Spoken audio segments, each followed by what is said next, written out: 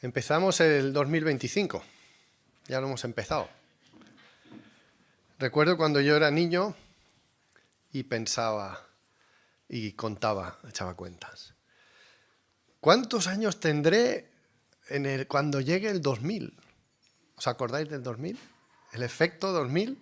¿Cuántos de los que estamos aquí somos anteriores al 2000? ¿Y de después del 2000, cuántos estáis? Bueno, bastantes también, ¿eh? ¿Os acordáis del efecto 2000, de todo lo que iba a pasar? Pues ya han pasado 25 años, un cuarto de siglo. Pasa el tiempo rápido. Y como cada año, nos hacemos propósitos de año nuevo, ¿no? He estado escuchando estas semanas atrás, he vuelto a escuchar el mensaje que tuvimos el primer domingo del 2024, que fue de nuestro hermano Carlos y que nos habló de la santidad de Dios. Yo os invito a que de vez en cuando recuperéis algún mensaje. Cuña publicitaria, nuestro canal de YouTube. Y que lo vayáis escuchando. También hace unas semanas, hablando de santidad, el pastor Rafael nos habló de que para ver a Dios tenemos que ser santos. Y nos estuvo hablando de santidad. También en el estudio que estamos haciendo de Primera de Pedro y que vamos a retomar esta semana que empezamos, con algunos cambios. Otra cuña publicitaria. Para que os animéis a participar. Vamos a intentar cambiar algunas cosas para ver si todos nos vamos animando a participar en ese estudio. También la primera carta de Pedro, muchos la llaman la carta de la santidad. Nos habla de cómo ser santos, de cómo comportarnos. Así que he pensado que para empezar este año, un buen propósito para nuestras vidas sería la santidad, sería ser santos. También leía un artículo que me llegó por el correo. Voy a leeros un par de párrafos de este artículo, a ver si estáis de acuerdo. Las resoluciones del año nuevo más comunes son la determinación de dejar de fumar, dejar de beber, manejar el dinero más sabiamente, también hemos estado estudiando esto y seguiremos, y pasar más tiempo con la familia. La resolución más común del año nuevo es sin duda el bajar de peso, juntamente con hacer más ejercicio y comer más sano. Todos estos son buenos objetivos. Sin embargo, Primera de Timoteo 4:8 nos enseña a mantener el ejercicio físico en perspectiva. Porque el ejercicio corporal para poco es provechoso, pero la piedad para todo aprovecha, pues tiene promesa de esta vida presente y la venidera. Esto es Primera de Timoteo 4:8. La gran mayoría de las resoluciones de Año Nuevo, aún entre cristianos, tienen que ver con el aspecto físico. Esto no debería de ser así, dice el articulista. Muchos cristianos determinan orar más, leer la Biblia todos los días e ir a la iglesia más regularmente. Estos son objetivos fantásticos. Sin embargo, estas resoluciones fallan tanto como las no espirituales, porque no hay poder en una resolución de año nuevo. Tener determinación para comenzar o terminar cierta actividad no tiene ningún valor a menos que se tenga verdadera motivación para hacer o dejar de hacer esa actividad. Por ejemplo, ¿por qué quieres leer la Biblia todos los días? ¿Es para honrar a Dios y crecer espiritualmente o porque escuchaste que es bueno hacerlo? ¿Por qué quieres bajar de peso? ¿Es para honrar a Dios con tu cuerpo o es por vanidad, para honrarte a ti mismo? Bueno, el artículo seguía, lo vamos a dejar por aquí. Me parece que el articulista no va muy desencaminado, ¿no?, en sus especulaciones sobre si vamos a cumplir o no con esos propósitos en nuestra vida. ¿Qué es lo que nos motiva, hermanos? ¿Qué es lo que nos motiva? ¿Por qué hacemos las cosas? Las respuestas a estas preguntas son las que van a determinar si cumpliremos los propósitos que os voy a proponer en esta mañana o no. los propósitos que os hayáis hecho de año nuevo. Vamos a leer un texto, no sé si quizás Jonan nos lo puede poner, Primera de Pedro, capítulo 1 y versículo 13. Este es el versículo al que yo os invito que tengamos como propuesta para este año, como propósito para este año 2025. Y nos ofrece 3 propósitos. Mirad, dice, por tanto, ceñid los lomos de vuestro entendimiento. Primer propósito, ceñid los lomos de vuestro entendimiento. Segundo propósito, sed sobrios. Tercer propósito, esperad por completo en la gracia que se os traerá cuando Jesucristo sea manifestado. Nos vamos a centrar en estas 3 ideas en esta mañana, pero el texto sigue un poco más y vamos a seguir para acabar de tener un contexto más claro. Dice, como hijos obedientes, no os conforméis a los deseos que antes teníais, estando en vuestra ignorancia, sino como aquel que os llamó es santo, sed también vosotros santos en toda vuestra manera de vivir. Porque escrito está, sed santos porque yo soy santo. La idea de los propósitos de este año debería de ir en nuestra vida de acuerdo a lo que Dios es. Si decimos que queremos seguir a Dios, los propósitos que nos hagamos tienen que ver con lo que es Dios. ¿Queremos crecer en santidad? Eso está muy bien, porque Dios es santo, nos dice el texto. Y si queremos ver a Dios, como nos dijo el pastor hace unas semanas, no muchas, también debemos de ser santos. Esa es la base, o debe de ser la base de nuestra motivación. Como os decía en el artículo, si lo que nos motiva no es importante, no vamos a cumplir. Pero si la base de nuestra motivación es importante, vamos a poder cumplir. Entonces ponemos el 13, Jonan, por favor, y vamos a ver estas 3 ideas.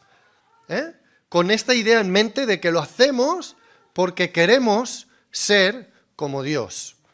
No en el sentido malo, sino en el sentido bueno. Queremos seguir a Dios, queremos reflejar a Dios a los demás.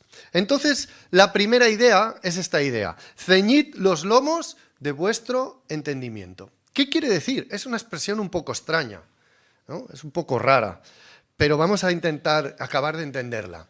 Es una imagen que está compuesta de varias ideas. Ya veréis. Por un lado nos dice, ceñid los lomos. ¿Esto qué significa? Pues mirad, esto indica que debemos de estar preparados para actuar. Y así traducen algunas versiones. Dice, estad preparados para actuar. Así traducen. Cuando alguien, en época en que Pedro escribió esto, cuando alguien tenía que hacer un trabajo, lo que hacía era, porque ellos llevaban ropa holgada, llevaban túnicas, ¿qué hacían? Entonces había que recoger la ropa que colgaba, digamos, y se la ceñían, se la ataban al cuerpo para poder moverse, para poder trabajar con comodidad. Hoy en día también, de alguna manera, nos ceñimos los lomos. ¿Alguien sabe lo que pesan estas, no sé, bueno, ¿cómo le llamaríamos a esto? Estas placas que cubren el bautisterio. Recordáis que aquí hay un bautisterio, ¿verdad? Lo usamos hace no mucho. Pues hubo que levantar estas placas y pesan, que reíros de las del gimnasio, ¿eh? Pues para moverlas vinimos Natanael y yo, uno solo no las puede mover, y ¿sabéis qué hicimos? Como sabemos que pesan mucho, nos ceñimos los lomos. O dicho de otra manera, nos pusimos una faja. Es esta idea. La idea de ceñir los lomos es esta. Es un trabajo duro. Tengo que prepararme. Tengo que ponerme las protecciones, ¿no? Hoy en los trabajos diría, tengo que ponerme los EPIs, equipos de protección individual, ¿verdad? En este caso, pues una faja o usar los guantes o lo que sea, ¿no? Esa es la idea que el texto nos está transmitiendo. Pero hay una idea más añadida a esta del trabajo duro. Quedaros con esta idea, ¿eh? Es un trabajo duro lo que Pedro nos está proponiendo. Pero la segunda idea es que es un trabajo urgente. Un trabajo que no sabemos en qué momento vamos a tener que hacerlo. ¿Cómo sabemos esto? Fijaros, lo que Pedro está usando aquí, ceñid los lomos, es una repetición de otro texto. No sé si habéis detectado cuál, quizás no, seguramente no. Es la repetición de lo que el Señor mandó a Moisés cuando tenían que celebrar la primera Pascua. ¿Recordáis aquella primera Pascua? Cuando el Señor dice, tenéis que comer un cordero, pintar las puertas y comerlo por la noche con la puerta cerrada en vuestras casas. Pues les dice, en Éxodo 12:11, dice, y lo comeréis así, el cordero, ceñidos vuestros lomos. Esto es lo primero que les dice. Vuestro calzado en vuestros pies y vuestro bordón, el bastón, en vuestra mano. Y lo comeréis apresuradamente. Es la Pascua de Jehová. No sabían en qué momento, pero sabían que durante aquella noche tendrían que salir corriendo. Iban a comer la Pascua, pero la tenían que comer preparados para salir. Esta es la otra idea que hay en ceñidos los lomos. La idea de urgencia. Voy a poner otro ejemplo, a ver si los sé explicar. ¿Cuántos de los que estáis aquí habéis hecho servicio militar? Mauricio, los más veteranos solamente. Bueno, cuando se hace el servicio militar hay lo que se llaman las guardias. Las guardias es que durante la noche, pues alguien tiene que estar vigilando que el enemigo no venga y te ataque, ¿no? Entonces hay lo que se dice el cuerpo de guardia. Hay algunos soldados con sus oficiales que durante la noche van a estar vigilando. Y la guardia se divide en tres partes, al menos cuando yo hice el servicio militar. Una es los que están de guardia, otros son los que están de retén y otros son los que están descansando. Claro, no puedes estar toda la noche y al día siguiente seguir la actividad normal, hay que tener descanso, ¿no? Entonces se hace 3 grupos entre todos los soldados. Unos son los que están patrullando, los que están vigilando. Otros son los que están en el cuerpo de guardia, es decir, en el edificio o en la garita o en lo que sea, y están allí esperando, pero están alertas por si sucede algo. Y otros son los que han hecho ya esas 2 rotaciones y están descansando. Pero ¿sabéis? Los que están descansando no pueden ponerse el pijama, no pueden quitarse la ropa. Tienen que dormir, descansar, vestidos, porque estamos en guerra. En cualquier momento puede haber el reclamo y aunque estés en tu turno de descanso, tienes que salir. Esta es la idea que hay aquí. Ceñidos los lomos, siempre preparados. Pero fijaros, os decía que está compuesta de varias imágenes esta expresión, pero nos dice que hasta ahora hemos estado hablando de cosas físicas, pero nos está diciendo, fijaros lo que dice, ceñidos los lomos, ¿de qué? De vuestro entendimiento. Nos está hablando de la mente, no de la faja, no de la espalda. Esto es una imagen para que entendamos, pero nos está hablando de la mente. Nos dice que ciñamos nuestra mente. ¿Cómo vamos a hacer esto? ¿Cómo vamos a ceñir nuestra mente? Nuestra mente debe luchar contra el pecado. Nuestra mente debe luchar contra el pecado. Mirad, todo nuestro ser está inclinado hacia el pecado. Todo nuestro ser. Y por lo tanto debemos de estar luchando contra eso, contra el viejo hombre. De la misma manera que nuestro cuerpo nos pide cosas y no se las damos, porque sabemos que no son buenas, ¿verdad? Vamos a hablar del caso ideal, ¿no? Nuestro cuerpo nos pide a veces comer más de la cuenta, ¿no? Nos pide comer dulce. Claro, en el caso ideal, ¿eh? Muchos somos los que fracasamos aquí, ¿no? Pero cuidamos nuestra dieta y no le damos al cuerpo todo lo que nos pide porque sabemos que no es bueno. O a lo mejor beber, ¿no? Controlamos si bebemos mucho o poco porque eso no es bueno. para nuestro cuerpo. O el sexo, ¿no? A todos nos gustan las mujeres, ¿no? Como dice, miramos a las mujeres a veces con deseo, ¿no? Y tenemos esas tentaciones. O tenemos la tentación de mirar pornografía. Y quien dice las mujeres dice los hombres, ¿eh? Al revés también la cosa funciona. Y más hoy en día, ¿eh? Pero no hacemos lo que el cuerpo nos pide, sino que nos retenemos porque sabemos que no es bueno. O el descanso, ¿no? Los hay que son muy gandules y siempre están cansados, ¿no? Trabajar cansa, ¿verdad? Pero a veces, a pesar de estar cansados, decimos, no, ahora no es momento de descansar. O suena el despertador y cuesta levantarse, ¿verdad? Pero hacemos el esfuerzo y nos obligamos a hacer algo que no nos apetece. Pues igual que sometemos de alguna manera, o deberíamos de someter el cuerpo, tenemos que hacer lo mismo con nuestra mente. Tenemos que darle lo que le conviene y no lo que le gusta.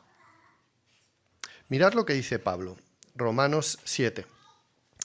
Dice, así que queriendo yo hacer el bien, hallo esta ley, que el mal está en mí. Fijaros, os decía, todo nuestro ser está inclinado hacia el pecado. El mal está en mí, dice Pablo. Porque según el hombre interior me deleito en la ley de Dios.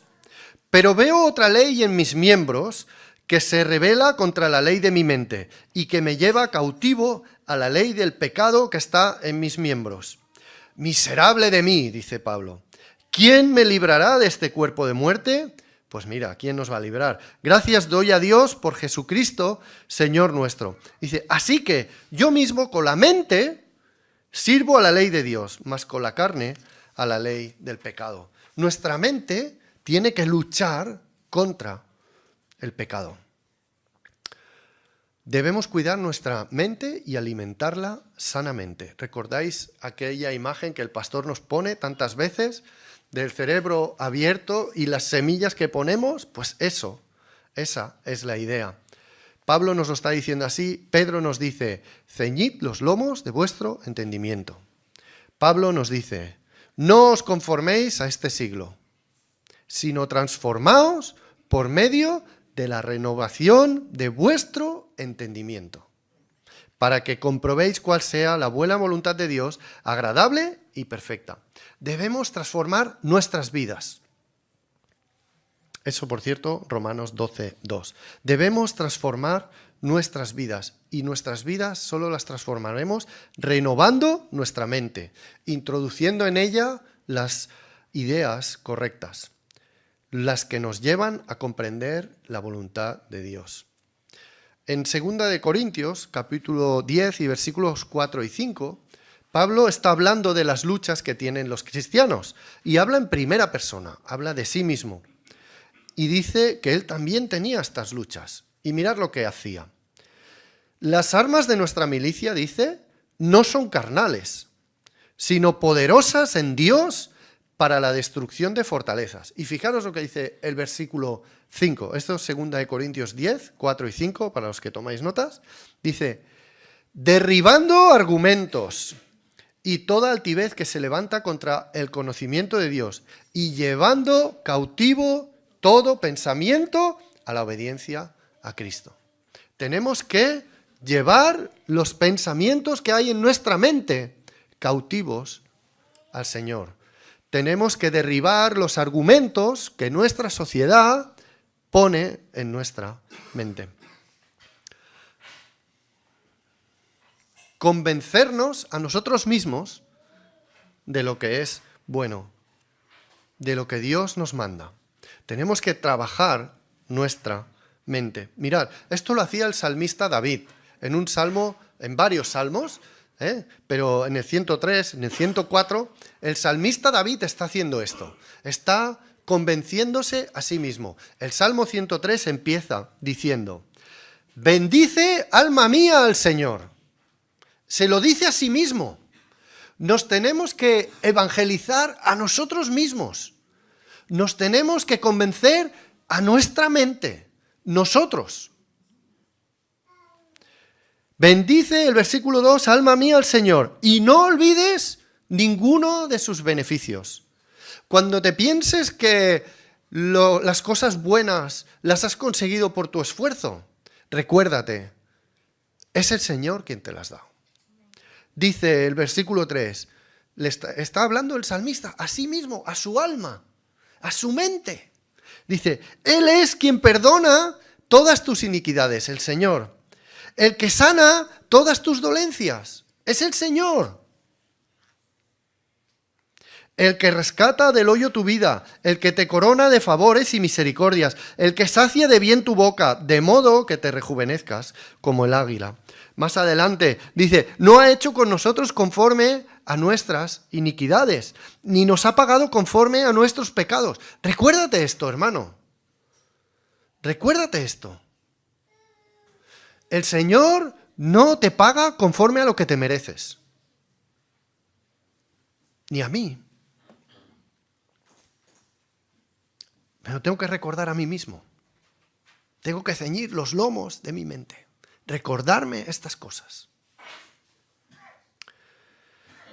Mas la misericordia de Jehová es desde la eternidad y hasta la eternidad sobre los que le temen, y su justicia sobre los hijos de los hijos. Versículo 18, sobre los que guardan su pacto y los que se acuerdan de sus mandamientos para ponerlos por obra. ¿Y sabéis cómo termina el Salmo?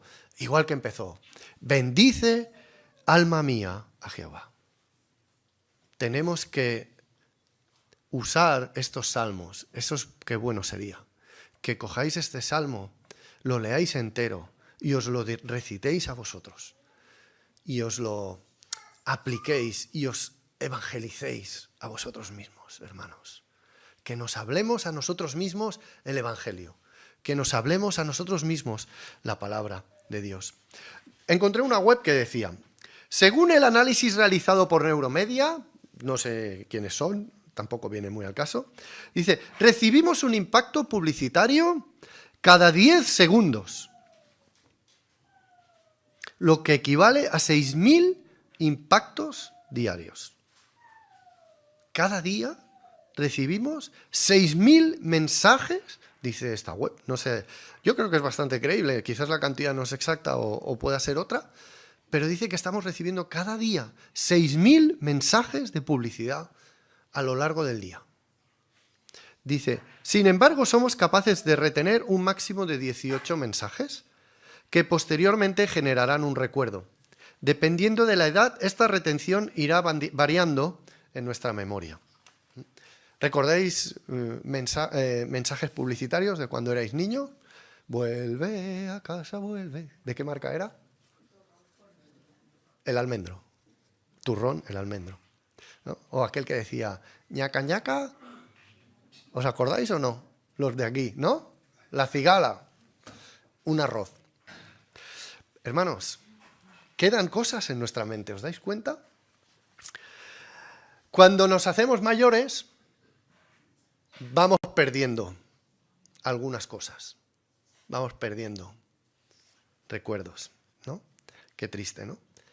Y muchas veces vemos personas mayores que sufren enfermedades, ¿no? Y que por la edad o por enfermedades pierden la memoria, pierden la cabeza, ¿eh?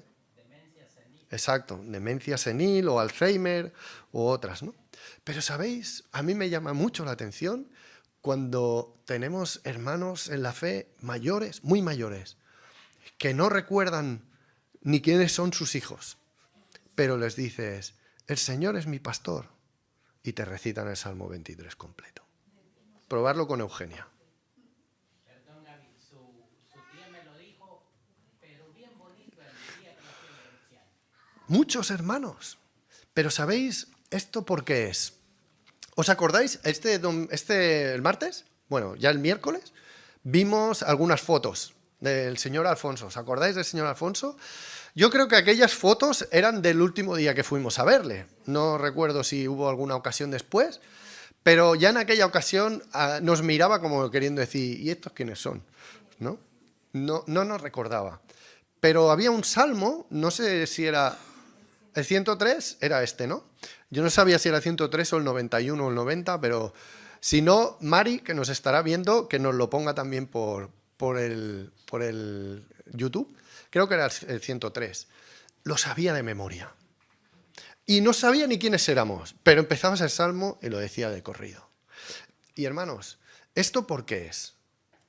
Esto es porque la palabra tiene poder, pero también es por otra cosa.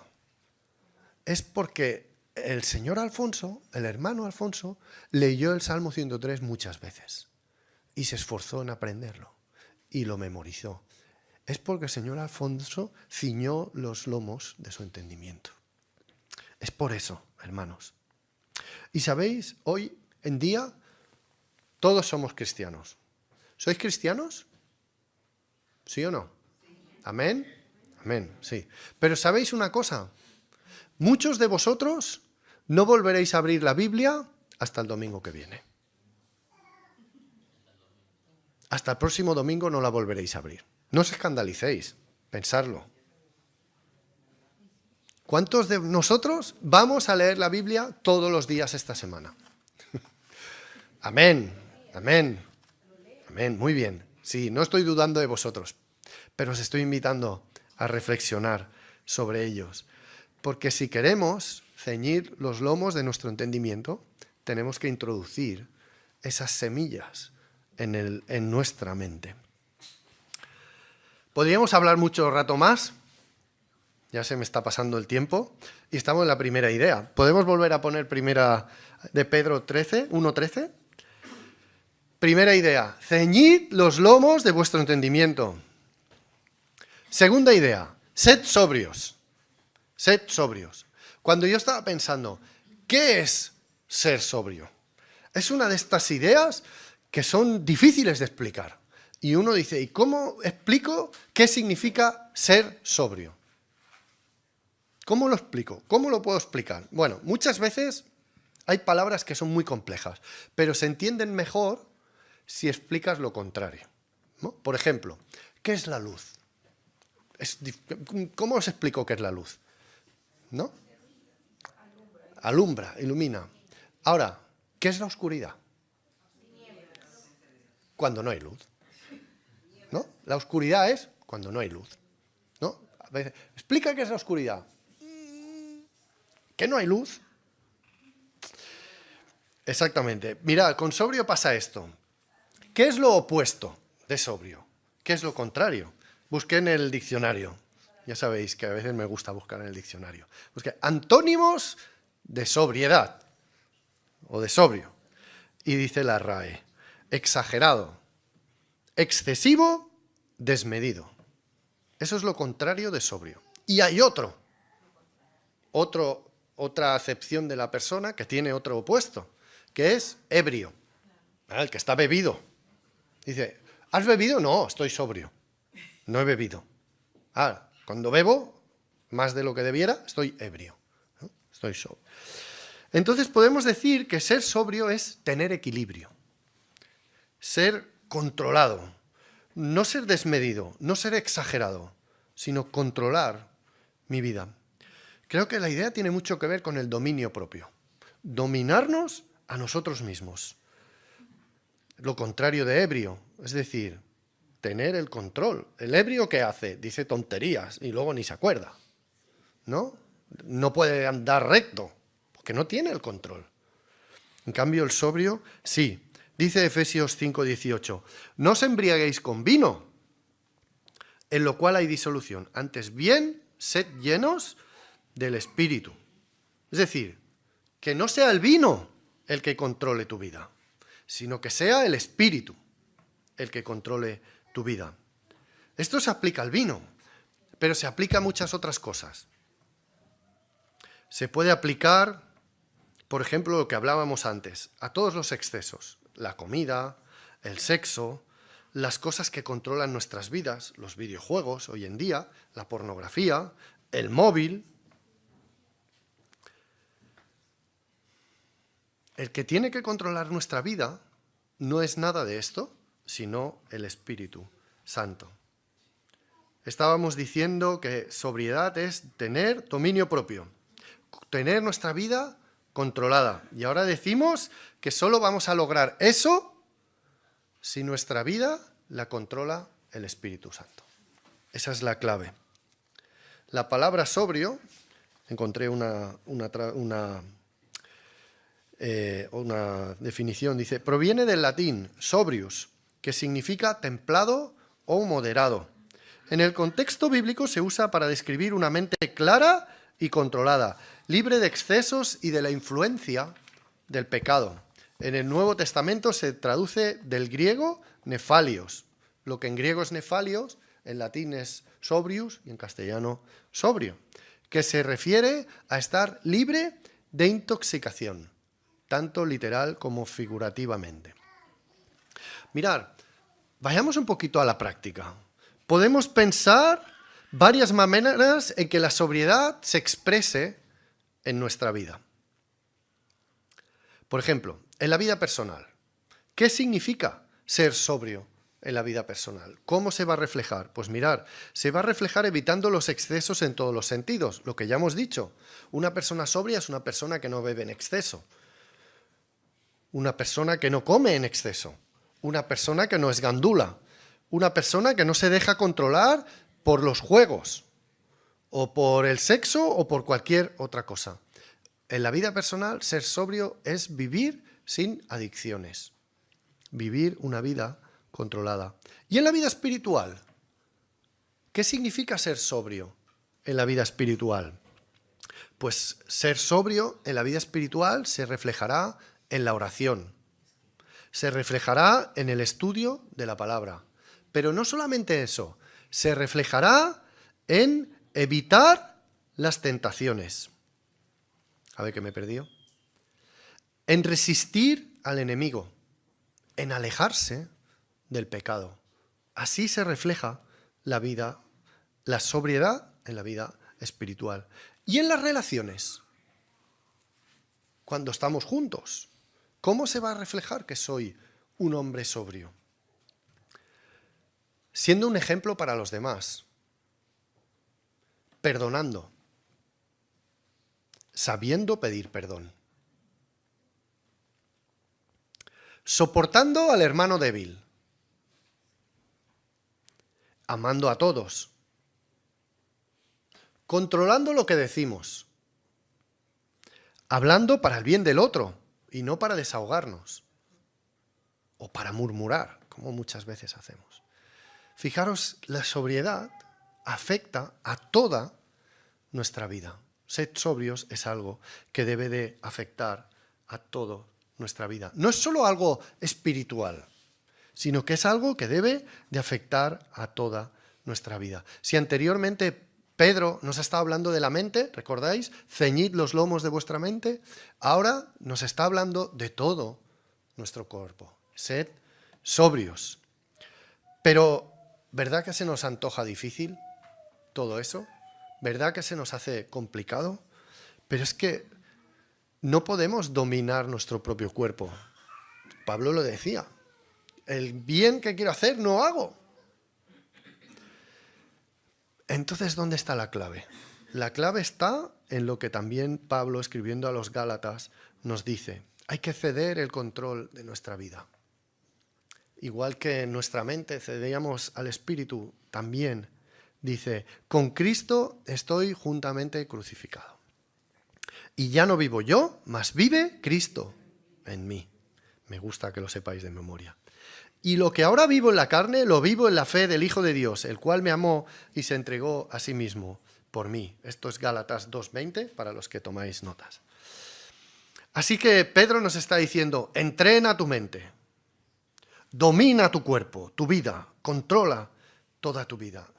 Y aquí es donde entra, si podemos volver a poner Primera de Pedro 1:13, ¿cómo vamos a conseguir esto? Porque esto es difícil. ¿Cómo vamos a hacer esto? ¿Cómo vamos a poder vivir vidas realmente en que nuestra mente esté bien entrenada y todo nuestro ser esté controlado? Pues mirad, esperad por completo en la gracia que se os traerá cuando Jesucristo sea manifestado. ¿Cómo vamos a cumplir nuestros propósitos de Año Nuevo? El título del mensaje era Viviendo el 2025 con esperanza. Solo la esperanza nos va a permitir vivir en santidad. ¿Cómo encontraremos esa motivación que necesitamos para ceñir nuestra mente y para controlar todo nuestro ser?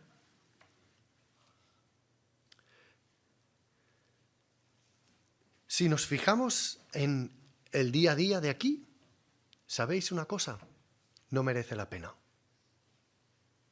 No merece la pena. Nada de lo que os estoy diciendo, si nos fijamos aquí, nada de eso merece la pena. Si esperas conseguir la recompensa aquí, no la vas a conseguir. Si podemos hacer eso, es porque tenemos esa esperanza. Estamos esperando algo. Esperamos más allá. Mira, Pablo lo dice. Dice, si los muertos no resucitan, comamos y bebamos porque mañana moriremos. Y esto es lo que hace el mundo. Y es correcto. Si no tienes esperanza, mira, come lo mejor que puedas, disfruta de la vida. Si no tienes esperanza, aprovecha lo que puedas. Pero todos moriremos un día, salvo los que estén o estemos cuando el Señor venga. Si no tenemos esperanza para después de morir, vivamos la vida, comamos y bebamos. Y cuando se acabe, se acabó. Carpe diem, ¿no? Dice nuestra sociedad. Es la filosofía de muchos hoy en día y nos influye, hermanos, nos influye. Por eso debemos de tener esa esperanza que Dios nos ofrece. Cuando vivimos como viven los demás, cuando vivimos como viven los demás, ¿sabéis lo que estamos demostrando? Que no tenemos esperanza, que no esperamos. Cuando vivimos privándonos de cosas, ciñendo nuestra mente, dominando nuestro cuerpo y nuestra vida, entonces lo estamos haciendo porque tenemos una esperanza para el futuro. Esto es como en el trabajo. Os voy a poner un ejemplo. Estamos a día 5, ¿verdad? Imaginaros que el lunes, o en este caso el martes, cuando vayáis al trabajo, viene el jefe y os dice, mira, tengo que hablar contigo, es que tenemos un problema. Las ventas del 2024 han ido fatal, la empresa está muy mal, los proveedores cada vez nos suben más los precios y mira, la cosa está tan mal que no hay dinero en la caja, así es que a final de mes no te vamos a poder pagar. Y estamos a día 5. ¿Qué vas a hacer? ¿Qué haríais? ¿Vas a seguir trabajando con el mismo esfuerzo? ¿O no? ¿O vas a trabajar, si es que sigues trabajando, con más desgana? ¿Qué vas a hacer? Pues esta es la idea. Tenemos que fijarnos en la esperanza. Tenemos que fijarnos en lo que recibiremos, esperando en la gracia que se os traerá cuando Jesucristo sea manifestado. Mirad, Pedro sabía esto. Y hemos cogido solamente este versículo, pero los que seguís el estudio, no sé si quizás nos acordaréis, pero los primeros versículos del libro nos hablan de esperanza, sin parar. Versículo 3, nos hizo renacer para una esperanza viva.